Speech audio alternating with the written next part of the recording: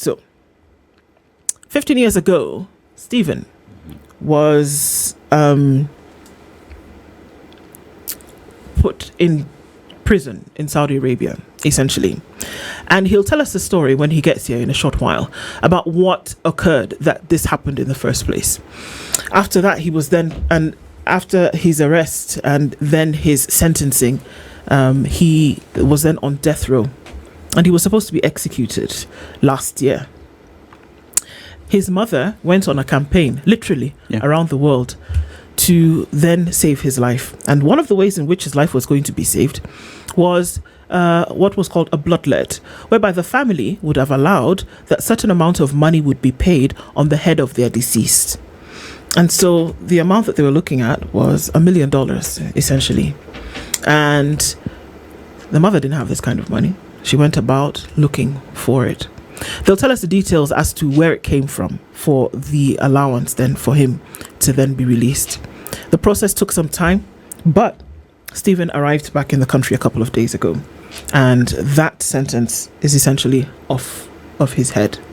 He joins us in a bit, just making his way here, and we're just going to listen to some of the things that he said when he came back to Kenya in terms of what all of this entails. Listen in as we come back. My maternal granny promised me that she will dance with me when she came with her third leg.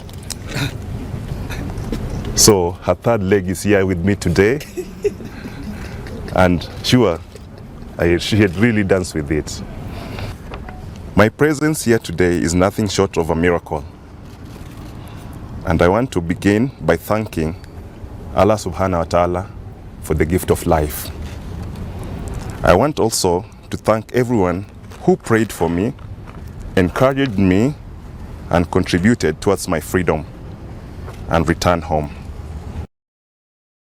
So that's the voice that we hear of Stephen when he's come home and he's talking about, what had transpired when he was away. And then also it was believed that, his grandmother had hoped that she would see him again, and that the time would come before her death where he would be home. And unfortunately that didn't happen, but he sees a situation where he can still celebrate her in that moment. And that's what we hear from him. Again, he joins us in a short while then to be able to hear. But let's just give you a little bit in terms of details of this story and exactly then what happened with him. So he makes his way back into the country. He says, I was just a mistake is one of the things that he said. He recalls the fights that led to death row in Saudi Arabia, that he was working with someone, and as time of course is going, he talks about the disagreement that led to a fight that led him being on death row in Saudi Arabia.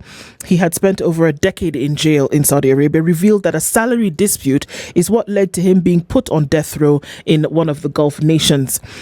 He was appearing and he noted that the disagreement over his dues was with a colleague, a Yemeni national, and it led to the two of them having a physical altercation, resulting in Steve's stabbing his colleague. He's known as Abdul Karim. He detailed the incident, which happened in 2011, and it was sparked by his colleague after he insulted him and sparking off a fit of rage from Stephen himself. He noted that his colleague was the one who started physically assaulting him by attacking him with a knife in an attempt to stab him.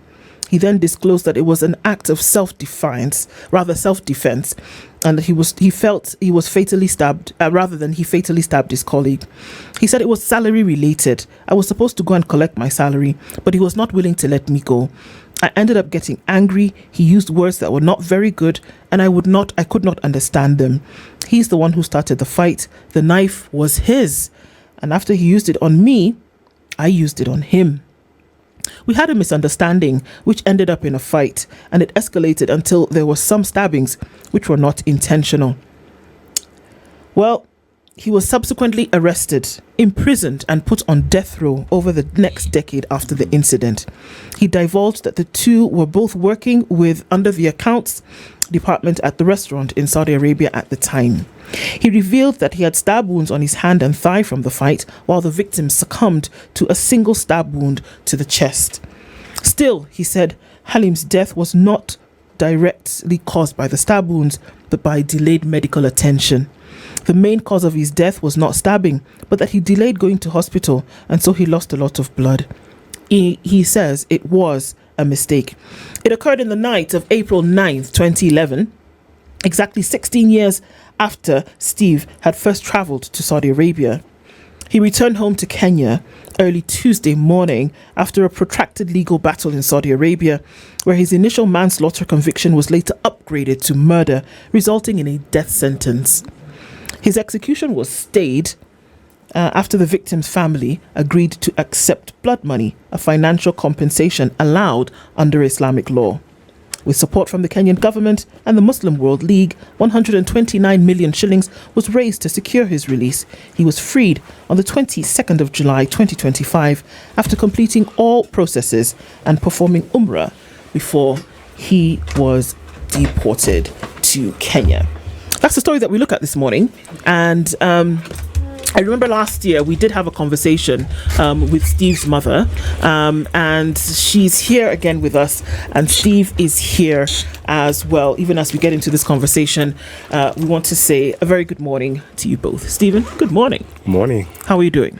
I'm good. Yes? Thank you. You're good? Yes. Karibu sana. Tashukuru. Good to have you here. Yeah. Mama, good morning. Good morning. How are you? I'm fine, thank you. Yes? Hey. When we last spoke, your smile was not as wide. There was no room for a smile. No. Today there is. You can see it. Yeah. For yourself. Yeah. Yes. Good. Karibu sana. Asante sana. Thank you both for being here this morning. And I know It's a little pleasure. bit late, but we're glad that you both did. So we're just going to jump into things this morning. So Steve, Yes. we've given a little bit of your story just from different renditions, but there's often nothing better than hearing it directly from you. First of all, you're in Kenya. Yes. After being in Saudi Arabia for 16 years before this incident, Yes. and then 11 years in prison. No, 14. 14 years plus. in prison. 14 plus. 14, also almost 15 years in prison. Almost, yeah. All right. Tell us, what happened? Well, it so happened that I had a misunderstanding with a very good friend of mine, which escalated to a fight. Actually, that was my very first fight in my life. And I deeply regret that a life was lost through it, you know. So this friend of mine, we happened to have a misunderstanding. And as it is,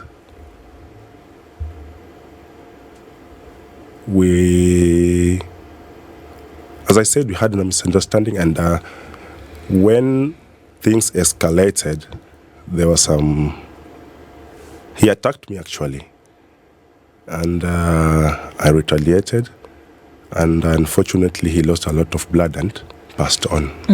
Yeah. In that moment, when this was happening, Yeah. did it occur to you that you could have walked away from the fight? Not at that moment. Why? I was very, very angry, you know.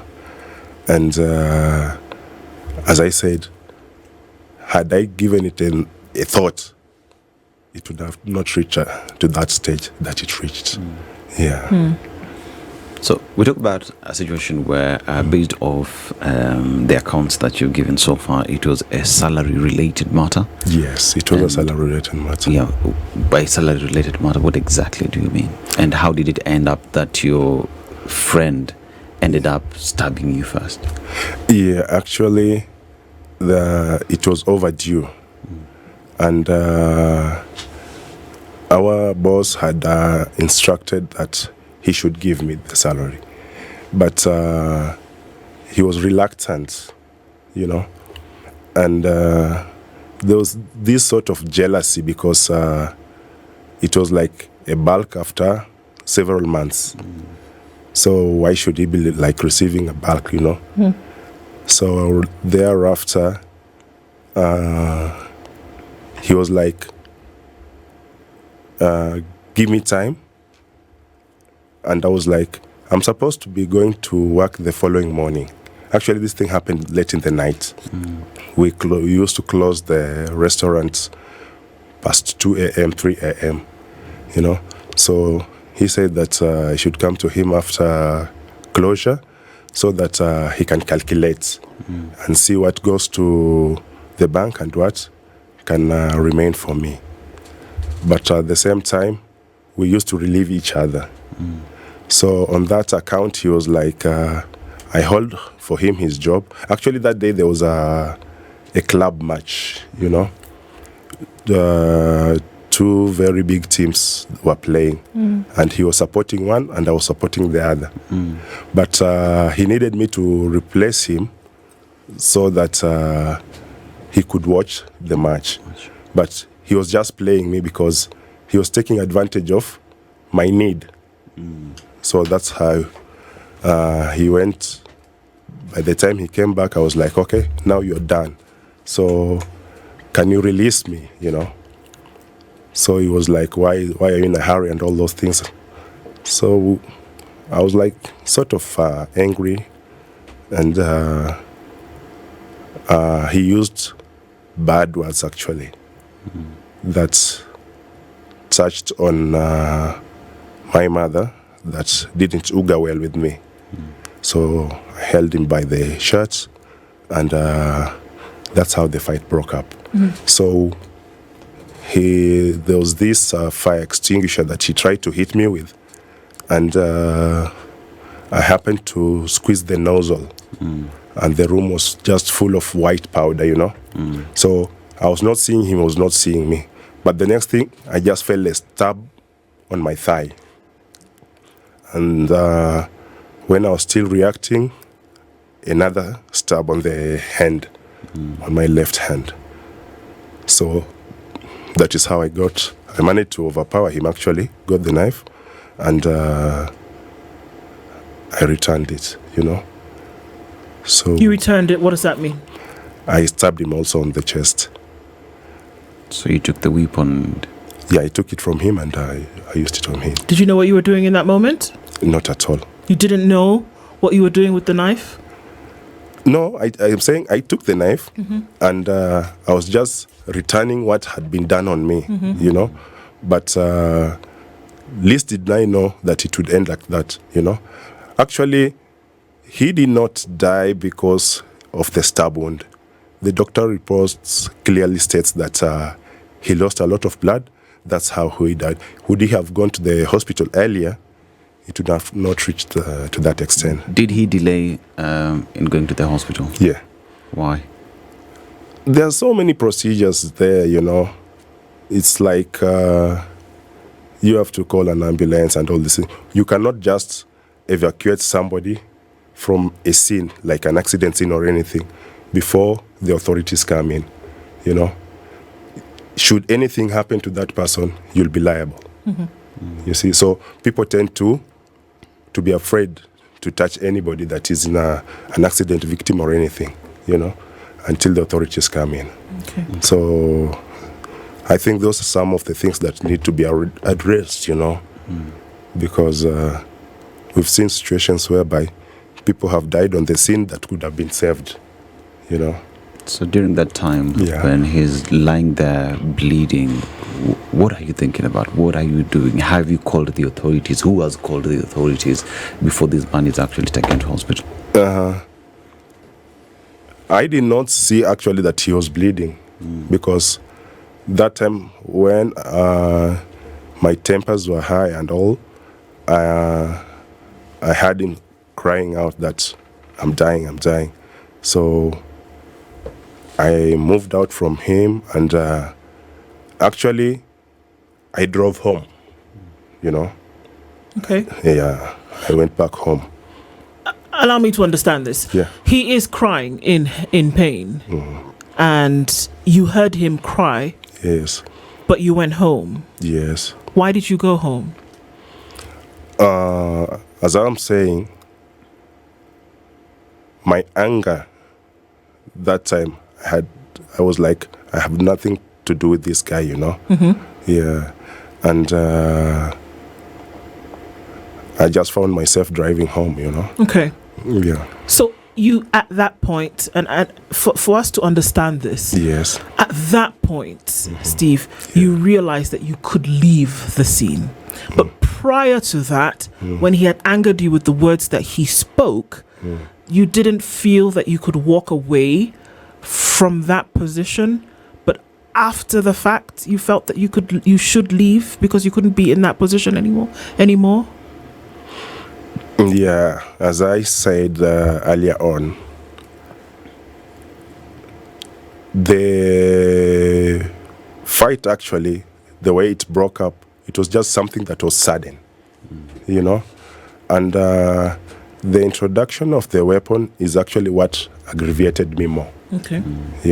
So what I can say, I was not like in my alert senses, So that is what transpired actually. So even this going home, if you ask me, I don't know how I just went and reached home, and actually I was like, let me rest before I go to the hospital in the morning for my wounds. And believe me, I slept. How, I don't know. But I slept only to be woken up in the morning by a knock on the door. Yeah, so that's when the officers came. What happened after that? Well, the officers came and they knocked on the door. And as I said, I was sleeping. So I was like, what is this knock? So when I went, I was going actually to go and open the door, but it was as if I delayed a bit. So they broke the door, and I'm seeing people dressed in thobes. And there was an officer behind them, and a colleague and a friend actually, who has become a brother actually to me, because Abdallah Juma has been there with me ever since, to date. So I was like, they were like, it's him, it's not him, it's him, it's not him. And then one said, no, look at his hand, there's a blood stain. And then one of the officers caught my hand, and it started bleeding again. Actually, it jetted out blood. So they said there was need to get an ambulance. That time I was like confused what is going on. I asked Abdallah, what is going on? What is it? And then he says, Abdul Halim had passed on. So I was like lost, because I never thought it would have reached to that extent. Anyway, they called the ambulance. The ambulance came, and they took me to hospital, a distance of like 7 minutes. And in that 7 minutes, they had put a drip on me. Actually, two pints. And in those 7 minutes, I had already finished 2 drips. So when I reached the doctors was told that I had already used 2 drips. And then he was like, are you sure? I said, yes. And then he said, you are very, very lucky to have reached here this time. You'd have also have gone. So, you look at what has happened so far. Yeah. Officers have come, they've picked you up, you've gone to hospital, and you're lucky to be alive to start with. Now, here is your healing journey where you have to feel better. And then what follows after that?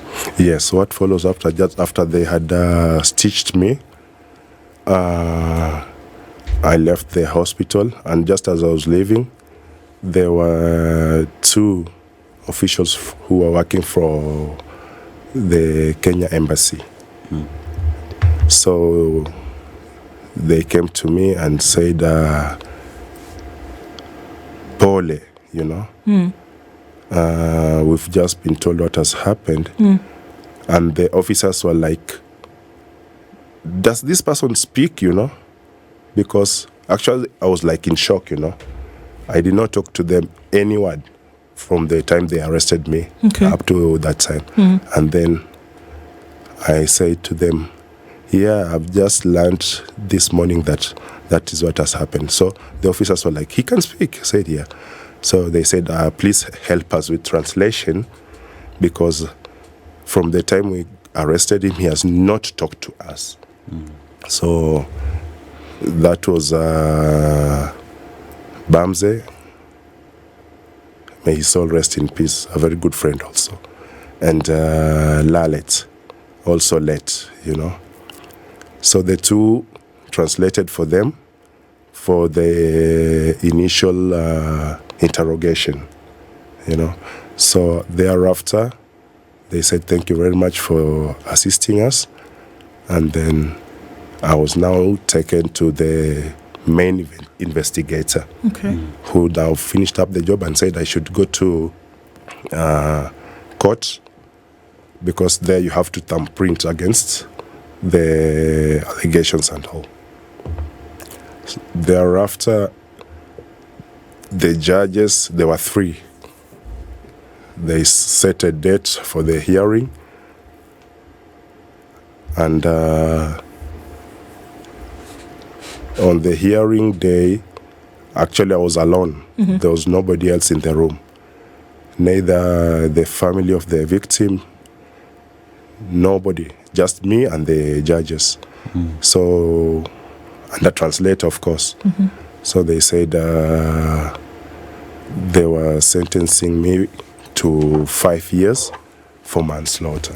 How long did this take from the time that they arrested you in your home the morning after until the time now when, you know, a trial took place, sentencing happened? What period of time are we looking at? It was just within like 6 months. Okay. Yeah. And I was laughing because on the day we went to court the first time, we met an attorney that knew the officials from the embassy. And they were like, what happened to this one? He said, he has a case of manslaughter. And then he said, hey. He told me, let him put in his minds, you know, it will not take, 3 years and above before he can get any sentence.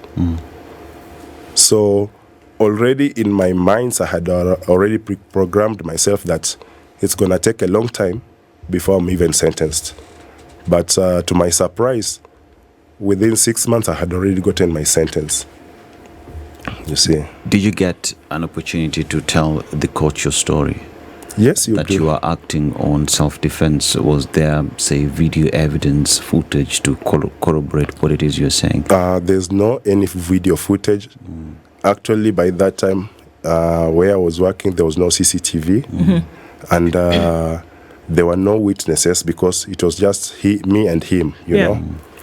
So, but what the investigations wrote was enough for the judges to know that this thing was actually in self-defense. So that's how it ended up in manslaughter. Okay. Yeah. So they said manslaughter and 5 years in prison? Yes. Okay. And did that start immediately? Yeah, it starts actually, it starts from the very day you are arrested. Okay. The counting of the 5 years starts on the very first day that you are arrested. All right. Yeah. So, when this happened, you knew that it was 5 years and then you would be out. Yes. So let's fast forward 5 years. 5 years have come. Your mother, Dorothy, is here in Kenya. She's trying. By then, of course, you had gotten in touch with home and let them know what was going on. Yes. So let's fast forward 5 years. What happens then? Close to 5 years, they called me to court. And this time around, the widow was there with her brother. And they had a lawyer with them. Then the judge said that Stephen here was sentenced to 5 years, and he has now to pay blood money. And we took the papers to the Supreme Court, and they certified that it's okay to pay blood money. They even gave us a quotation of 120,000 reals. So they asked the widow if she's willing to take the 120,000 on compensation. She later turned and looked at the lawyer whether she should get. Actually, she wanted an approval from the lawyer. So the judges were like, "And who is that?" She said, "This is my lawyer." And the judge said, "Lawyer, were you there on the crime scene?" He said, "No." Turned to the widow, "Were you there on the crime scene?" Said, "No." And then she said, "Whatever you have to discuss, you go and discuss it outside. Because none of you was there, so you cannot be coming to be discussing here." Actually, it's funny because initially lawyers were not even being allowed. In the courtroom? No. Okay. It's only recent, that least to mention that to be represented by a lawyer. It used not to be there, It's only in recent times that they've started using lawyers, So the lawyer goes out with the widow. They discuss. She comes back and she was like, "I don't agree." So the judge said, "Then what do you want?" That's when she said that she wanted that I should be executed. Now that comes to what they call the private rights. Yeah, where the family now has to say what they want, if they want compensation or if they want execution. So I'm sure that the lawyer told her to say she wants that so that the judge can say, "Okay, there's this blood money here. How much more do you want on top of that? How much do you want to top up?" But the judge thought otherwise. So he said, "Okay, I'm going to give my sentence, and after my sentence, the widow, the brother, and the lawyer, you go." No, the lawyer was not in that time. "I'm going to give my sentence. The widow and the brother should go out and leave me with Stephen." So he said, "You have a right to your private rights, and you have young kids." She said, "Yes." He said, "We cannot give a sentence as for now until your kids come of age. So they have to reach that age of 18. Okay. Yes. Her children essentially needed to give an agreement in terms of then what would happen over the life of their father. Yes. Okay. And thereafter, she said, "Okay, fine." She left the courtroom, and I was like saying to the judge, "How is it that this one person will get like 3 sentences, 5 years, blood money, and now on top of that execution, How does it jump from one to the other?" So he was trying to make me understand that there's this thing called the public rights and the private rights. Anyway, I asked him, "So how long do I have to stay?" He said, he looked at the file and said, "You have at least 7 years. And he told me that actually I did this on your favor. Why? It will give time for the widow to go back and reconsider whether to add something to top up whatever is there already, the quotation that is there already, or, the economies are so bad and living standards are very high. And so there'll be that need that maybe she'll want an upkeep and all. So she might opt to take the money, And if not, once the kids come of age, they can still object to the execution ruling. Yeah. Okay. So all of this is happening. And again, your mum is here and she's fighting. And again, if we're going to jump a little bit forward, it was clear that at this point, if you were going to be let go, because now we're knocking on 12, 13 years that you've been in prison. And if you were going to be let go, this blood money was coming to about 100 million shillings. And your mother is here in Kenya. She's running from pillar to post, looking for help. She's gone to the ministry. She's gone to as far as the president to ask for help. But one must wonder, while all that was going on, Stephen, did you feel remorse for what happened? Because let's hit it on the head. A man died. You killed a man. Did you feel remorse for what happened to him and take their... Because here you're fighting for your life, essentially, to be released from prison. Your mother is here fighting for you to come home. And let's do this. I mean, let's do this exchange. Money for your life, blood money, essentially. Did it hit you that you had killed your friend? Yeah, that, as I said, when I came back to my senses, that thing has haunted me for all those years that I've been there, you know. I never ever imagined that, not to mention Abdul Halim, that anybody would die via my hands, you know. So when you talk of remorse, that one has been there ever since, you know. And the Steve you see here was more of a peacemaker, you know. Even when the first time that they heard that Steve had fought, they were like, Steve fighting? It never had occurred that such would come from me, you know. So that thing to death still haunts me that my friend passed on. Stevie C, when you talk about the family of Mujahids, you say that the eldest daughter, Susan, is someone you held in your arms.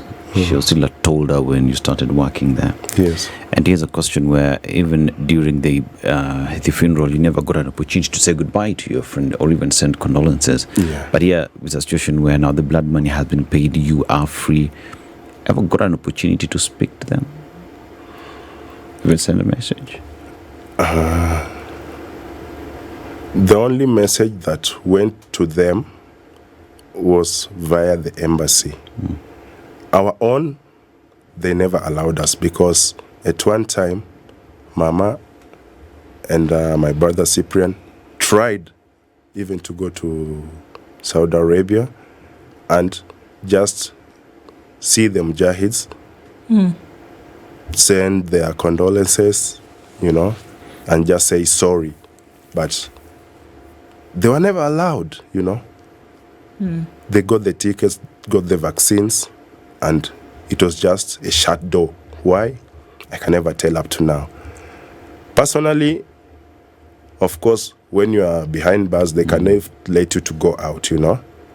And as calling-wise, you know, when you should call them, like this time now, I'm supposed to call the widow and send my condolences and all. But they can take it in another way, you know, which can even make matters worse, you know. So we tend to leave it and see such a time that all is done, and then you can at least now try to get to them. Okay. So, Mum, we spoke with you last year, quite some. And at that time, when the blood money agreement had been made, you had a very short time. And I believe at the time we spoke, there was a window period of about 3 months to then be able to get this money in. And you fought tooth and nail you went as far as you could to then be able to raise this money. At what point then did things turn? At what point did you think that this was not going to be possible? Actually, thank you. For the longest, it was really like a roller coaster, because one moment you think things are opening, and the next moment the door is like shut. And to be honest with you, it was only in March this year, and 26th March to be precise, when it became evident that Steve-O might finally come. I say might because March to July is still 4 months, and those were months of uncertainty. Remember that from July, when we were given the 3 months in May, actually it was 2 first, in May, after they postponed the first execution on May 15th, then we were given until July 20-something to raise the money. But in no time, the 2 months were over. So we were given until November. That's another 4 months. Yes. But between July and November, I was advised through the embassy that this is not going to be free. You've got to pay something to keep the widow going, because you ought to have paid the blood money by now. And so we had no option but to agree. Now we were moved to November 26th. And our ambassador, His Excellency Mohammed Ramadan Ruwangi, was part. He and a team of 5 others were part of a reconciliatory committee on his side. There were also others on the widow's side. They were part of the reconciliatory committee, and they met. And now being November, and we had been told tersely that if this money is not forthcoming, Steve-O is going to be executed. Okay. So the ambassador reached out the document and told me, this is what we agreed. They need, I forget the reals, but the translation was like 2.6 million Kenya shillings to keep the widow going between now and next November, because they wanted a 6-month extension. But 6 months had gone so fast, between May and November, that the ambassador thought it is useless to ask for another 6 months. So he fought for a year. He said, please give us 1 year. And they gave it, and the fee attached to it was 2.6 million, which was not to be counted against the blood money of 150 million. So, but in his wisdom, instead of giving them in a lump sum, he divided it. He chopped it in, call it bite size. It was like 4,000 Saudi Arabia reals per month, which is between 38K and 40K per month. So from November up to last month, I was remitting that. But the last 2 were pretty troublesome for me, because by that time, it was clear that he's leaving, and they had actually gone to court and agreed that she's going to be paid her blood money, and initially she refused because she said, and he can testify to that. Me, I was not in court. Can you tell them what she said? Yeah. You know, we were actually on video. And she said that the judge said the check is ready and that she's supposed to collect it. And she said that she cannot collect it at the moment because her IDs have expired. So the judge said the IDs having been expired, they have nothing to do with you collecting the check. But now she says, but where do you want me to put this money? In the house? And even if I don't put it in the house, I cannot deposit it and I cannot withdraw. You see? So how am I supposed to collect it when I cannot even use it? Yeah. So Kenyans rallied round, Steve. So the judge put down his foot, and 2 days later, she collected the check. So what I was going to say is that I was outraged when, after she took the check, I was still being asked to pay the 140. But that was okay because it was very close to the end. But the most painful one was having to pay in July, because that was now 2 months after she took the check, you know.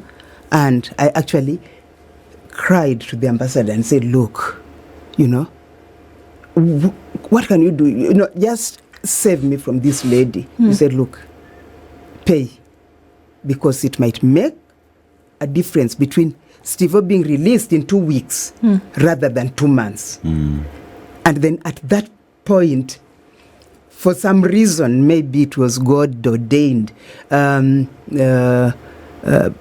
Maura Waihiga, he's with the BBC, and he has also been on this case, sent me a case from Yemen of an Indian woman who was facing execution even after paying blood money. And that alarmed me. Sure. It shocked me into actually going back to the bank.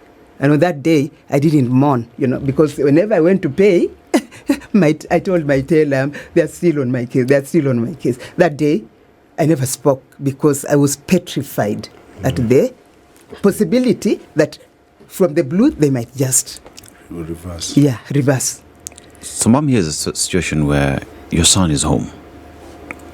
Am I? Your son is home, has been released.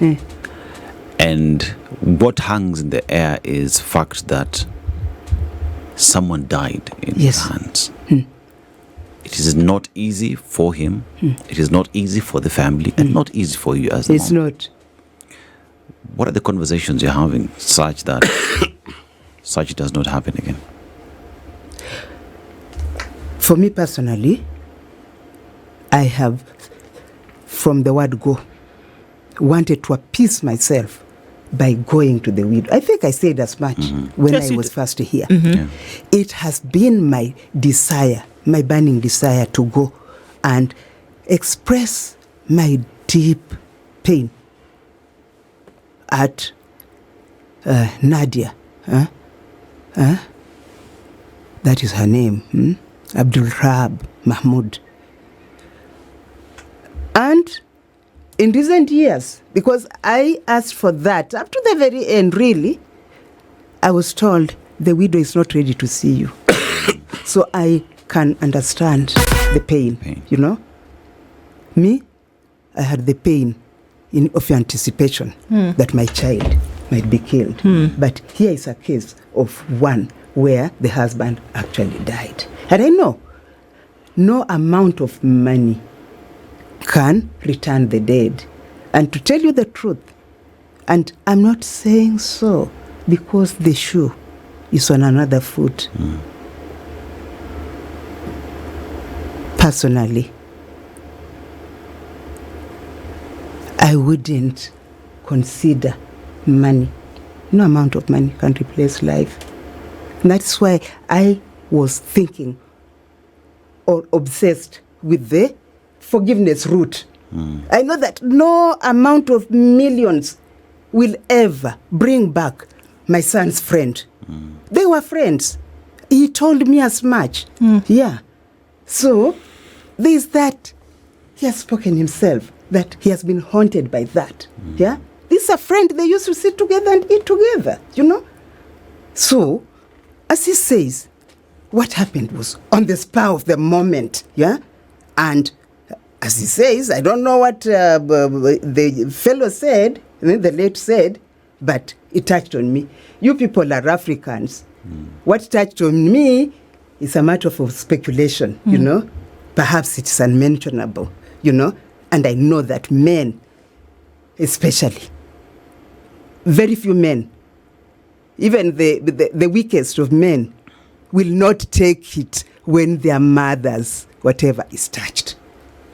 Let me put it that way. So I'm not forgiving him. Please mark me. But on the spur of the moment, that is how he was provoked. So Kenyans rallied round, Steve. Yeah. Kenyans gave money. Kenyans, threw their support behind your mom when all of this was happening. And I would imagine, and just from my thinking, that this is something that will stay with you for the rest of your life. What would you have to say? Now you're home, people prayed, people, said all kinds of things in both directions, mind you. And it's painful to hear, but people said, you know what? You did this, so you should pay for it. Others said, well, here's an opportunity for you to then be redeemed. What do you have to say to them who listen today? That journey was a very long one, and all the efforts that were put in, all the prayers that were put in can never be taken for granted, And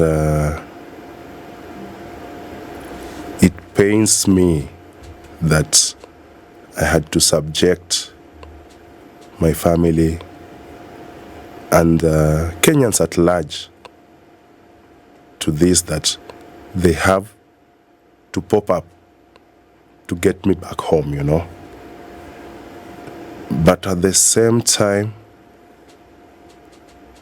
I felt the love, of this Kenyan, because the way people came out in numbers was just overwhelming. And I cannot thank them enough, because the words would not just be enough to express my thanks. But I shall just ask them to accept my humble thanks, and may the Lord shower on them so much blessings, and those pockets, may they be replenished. So what happens next, now that you're home? That's a nice one. It's been a long time I've been away. And first of all, I need to catch up with the family before I can start thinking of what next, All right. Mom, are your tears over? I know he's not well. Yesterday, I went to his room because I knocked, he didn't open. And when I went, the way he started, it frightened me. It's like, as he says, he's haunted. Yeah? He's still in that. I think my child, my son, needs counseling, he needs physiotherapy, to just cope with what happened. I've said it before that if there's any child from my womb that would not have hurt a fly, it's this one. So it is this one. He was ever so loving to his siblings. He took the firstborn role so seriously that all the siblings looked up to him. And when I asked him over the phone when he was still in jail, what exactly happened? His answer was, Ma'am, that was my first and last fight. Stephen Munyakho Abdul Karim, thank you for being here this morning. Mum, it's a pleasure. Dorothy, thank you. Kenyans, thank you for all the work that you did. And it's a complicated one, but then for us to be able to have this conversation as you go into the next phases, we wish you grace. Thank you so much for joining us on the Situation Room this morning. For both of you, we'll catch up again soon. It's a pleasure. Thank you so much. Asante. Asante sana. This is the Situation Room, the only way to start your day.